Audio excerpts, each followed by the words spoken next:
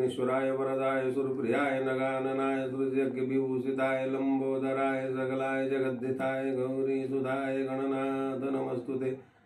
ओम श्रीनाथादि गुरुत्रयं गणपतिं पीठत्रयं भैरवं सिद्धौघं पटुत्रयं पदजुगं दूतिं क्रमं मंडलं वीरानयष्टचतुष्कषष्टिनवकं वीरावलिपञ्चकं श्रीमन्मालिनीमन्त्रराजसहितं वन्दे गुरुर्मण्डलम्। ओम गुरुर्ब्रह्मा गुरुर्विष्णु गुरुर्देव महेश्वरा गुरुर्साक्षात् परब्रह्म तस्मै श्री गुरुवे नमः। ओम ज्ञानतिमिरान्धस्य ज्ञानाञ्जनशलाकया चक्षुरुन्मीलितं येन तस्मै श्री गुरुवे नमः। खण्डमण्डलाकारं व्याप्तं येन चराचरं तद्पदं दर्शितं येन तस्मै श्री गुरुवे नमः। ओम श्री गुरु चरण कमलेभ्यो नमः। भगवते श्री महात्पुर सुंदर जय नमः। आज हम लोग कार्तिक के महात्म्य पर चर्चा करेंगे। कार्तिक संपूर्ण रूप से एक पुण्य मास है जिसका एक महत्व होता है। कार्तिक में उष्मा और शीत दोनों समान स्तर पर चलते रहते हैं और एक आनंदमय वातावरण होता है। इससे मनुष्य का स्वास्थ्य, श्रम करने की क्षमता बढ़ती है, इससे समृद्धि भी आती है।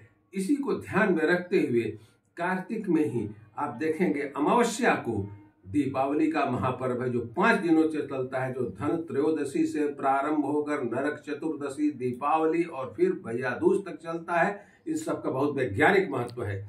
तदुपरांत तुरंत एक सप्ताह के अंदर सूर्य षष्ठी व्रत आता है जो संपूर्ण भारत में, जो बिहार का विशेष पर्व था, लेकिन अब संपूर्ण भारत के, अब विश्व में भी जहाँ जहाँ भारत के लोग गए हैं इसे मनाने लगे हैं। लेकिन एक परंपरा के रूप में मनाया जा रहा है, एक परिपाटी के रूप में चल रही है। वस्तुतः हमारे ऋषियों ने संपूर्ण पर्व त्योहारों को एक तरह से उनको जन भाषा में, लोक गीतों में पिरोकर उसकी वैज्ञानिकता को सर्वथा समयानुकूल बना डाला, जो आज भी किसी न किसी रूप में चल रही है।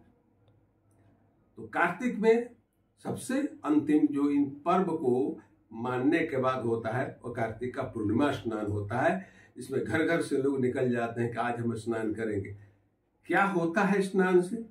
जितने कार्य आप करते हैं अगर उसमें भावना की प्रबलता नहीं है तो कार्य सफल नहीं होता है। भावित साधकोत्तमः, साधना में भावना ही श्रेष्ठ है और भावना को नष्ट करने के बाद जो काम किया जाता है केवल कर्मकांड है, इससे कुछ मिलना नहीं है।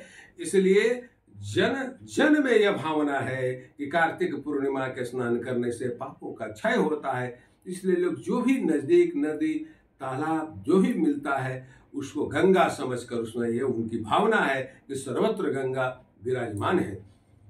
उसी कड़ी में बिहार में एक संगम क्षेत्र है जिसके बारे में बहुत कम लोग समझते हैं या जानते हैं, जहां पर लगभग सरस्वती को भी जोड़ लें तो 5 नदियों का संगम है।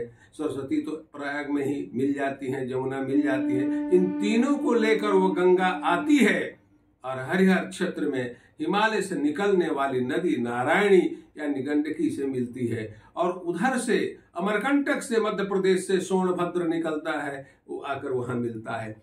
ये हरि और हर का क्षेत्र कहा गया। ऐसा क्यों कहा गया? क्योंकि जो नारायणी है वो हरि है, वो विष्णु का अंश है, इसलिए उसका नाम नारायणी है। उनके कहते हैं कि चरण कमल से निकल के आ रही है, बहुत पवित्र नदी है जो बिहार को, लगभग उत्तर बिहार को कम से कम उसके 8 किलो को 2 हिस्सों में बांट देती है। और उस नारायणी नदी के मिलने के समय मध्य प्रदेश से सोनभद्र आते हैं। सोनभद्र शिव के प्रतीक हैं। तो यह बिहार का पहला स्थान है जहां शिव और शक्ति का सायुज्य भाव है और इतना पवित्र हो चुका है जो तंत्र की दृष्टि से भी और पौराणिक कथानक की दृष्टि से भी अत्यंत महत्वपूर्ण स्थान है। इसे हरिहर क्षेत्र कहा जाता है और 1 महीने तक वहां मेला रहेगा। पौराणिक इतिवृत्त में है कि गज को ग्राह ने पकड़ लिया और ग्राह ने जब पकड़ लिया और ग्राह इतना शक्तिशाली था कि वो गज को यानी हाथी को जल में खींचने लगा और हाथी डूबने लगा। तो सूंड ऊपर करके उसने द्वापर में भगवान श्री कृष्ण से प्रार्थना की और वो प्रार्थना बड़ी सुंदर है। हमारे बाबा कभी कभी गाया करते, हे गोविंद रखु शरण अब तो जीवन हरे गोविंद राखु शरण। मेरे पितामह गाते थे। इस भजन में इतनी शक्ति है कि भगवान श्री कृष्ण द्वारिका से दौड़े हुए आए थे और उन्होंने चक्र से ग्राह का वध करके गज को सुरक्षा प्रदान की।